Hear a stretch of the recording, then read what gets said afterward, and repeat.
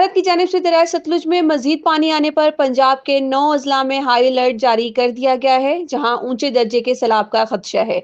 दरियाए रावी, चनाब और सतलुज में आने वाले सैलाब से अब तक 24 लाख अफराद मुतासिर हुए और 9 लाख बेघर और 41 जाँ बाग हो चुके हैं। हजारों बस्तियां ज़ेर-ए-आब और फसलें तबाह हो गई हैं।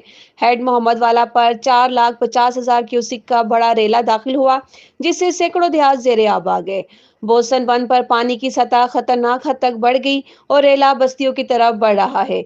कसूर, ओकाड़ा, भावल नगर, मुल्तान, भावलपुर और मुजफ्फरगढ़ समेत कई अजला शदीद मुतासिर हैं। हेड तरमीमों पर इंतहाई ऊंचे दर्जे का सैलाब रिकॉर्ड किया गया है, जबकि जीटी रोड लाहौर फैसलाबाद टूटने से ट्रैफिक मुकम्मल बंद हो गई है।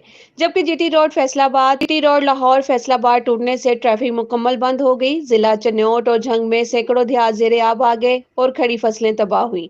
पीडीएमए के मुताबिक 5 सितंबर तक दरिया रावी, चनाब और सतलुज में इंतहाई ऊंचे दर्जे के सैलाब का खदशा है और बारिशों के बाइस मजीद रेले आने का इम्कान है।